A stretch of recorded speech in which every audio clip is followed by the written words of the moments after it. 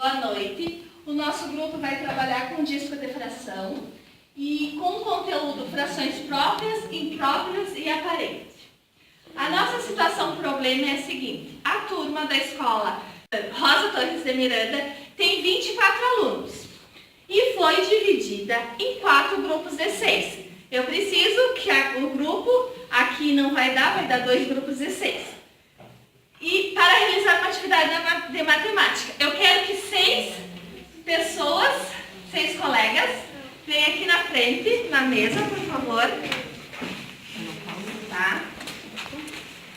Falta mais uma, Joyce. 6, por favor. Qual a fração que representa 2 alunos de um grupo, do grupo de 6, 3, 4 e 5? Nesse momento, a professora vai separar, eu vou separar os conjuntos de discos de frações, são 6 discos, um inteiro, um meio, um terço, um quarto, um sexto e um oitavo, tá bom? 2 grupinhos, por favor, rapidinho. Divididos os grupos, o professor vai deixar os alunos explorarem, caso vocês, estão conhecendo o material, e vai deixar que eles cheguem às conclusões dele. Como é que foi dividido, as cores, tá? E depois que o professor deixar eles explorarem, ele vai falar que esse material é um disco de fração, que ele serve para auxiliar na compreensão sobre as frações e na visualização da representação gráfica, que nesse exemplo está sendo 6 discos com cores diferentes, um inteiro, um meio, um terço, um quarto, um sexto e um oitavo, e que cada parte cada partezinha representa partes iguais do todo, do inteiro. Aqui foi dividido em 2 partes, 3 partes, 4 partes, 6 partes e 8 partes.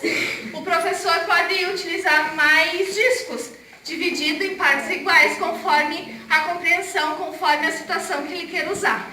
Agora eu passo a vez para minha colega Grise, que vai explicar sobre a fração própria utilizando o disco de fração. É como aqui tem um grupo de 6 alunos, né? Vamos dar um exemplo assim: se eu quisesse dividir um aluno aqui nesse grupo de 6, como ficaria essa fração? Vocês utilizando um sexto. Aí, como que a gente faria aqui um sexto? No caso, a gente vai ter que procurar uma parte que seja dividida em 6, não é isso? O todo. Isso ficaria um sexto, né? Exatamente. E depois o professor também pode continuar. Quanto que representa 2?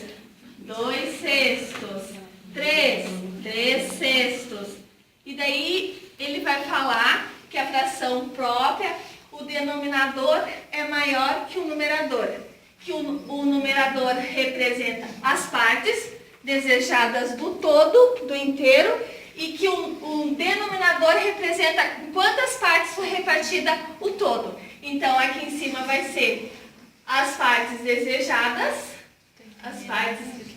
desejadas, o numerador, numerador, e aqui o denominador, partes do todo, do inteiro, tá? Do todo ou inteiro. Depende. E daí o denominador.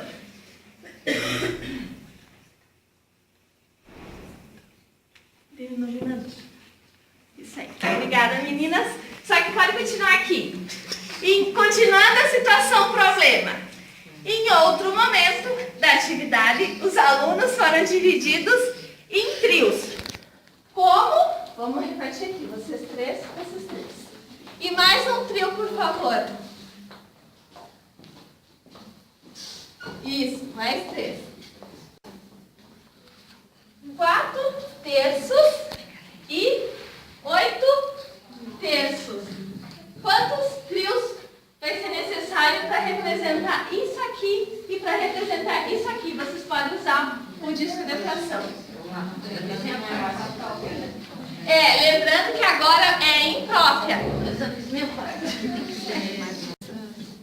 Isso aí.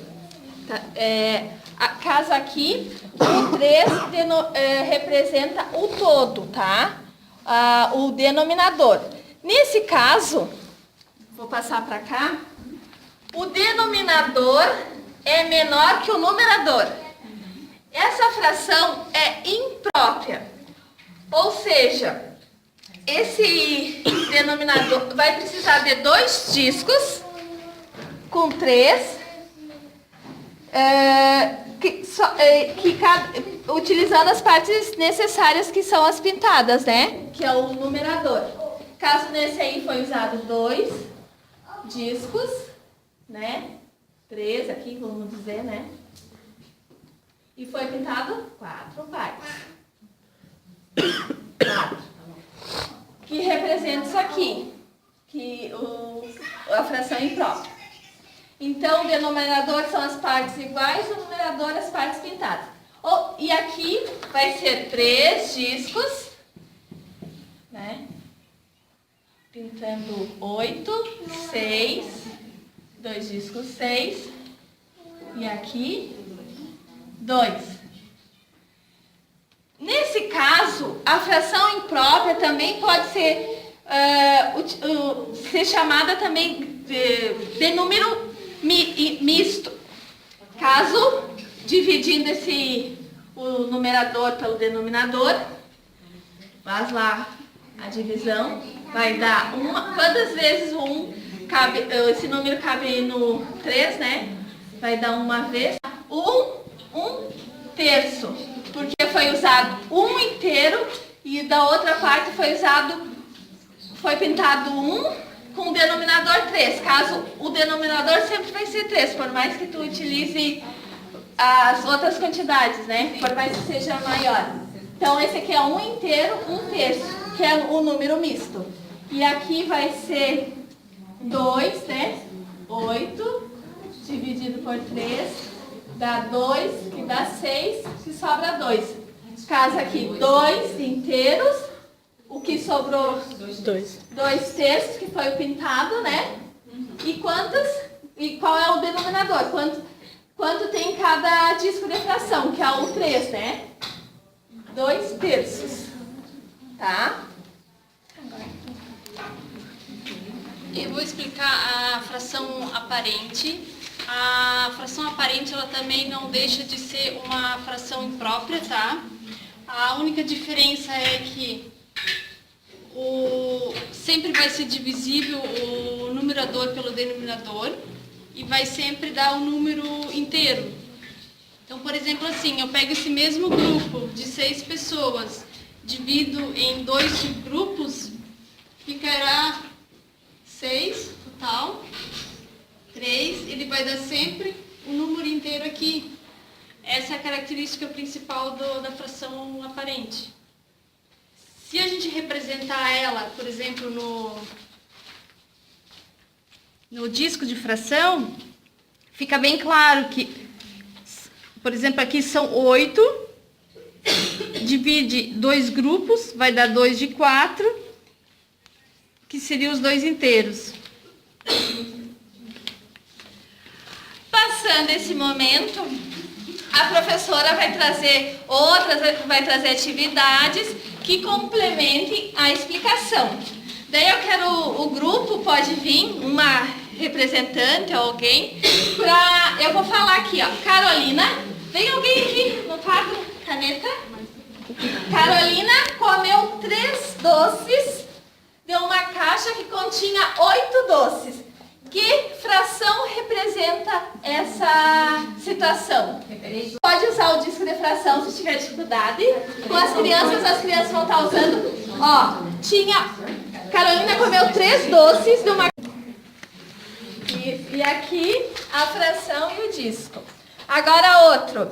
Janice comprou 2 cadernos de um pacote que tinha 6.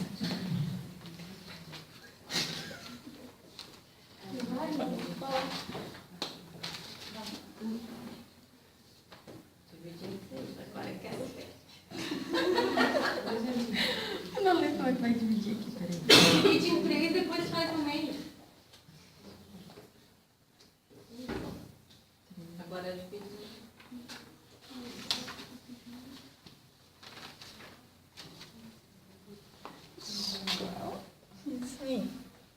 Obrigada à minha colega, ao grupo que colaborou.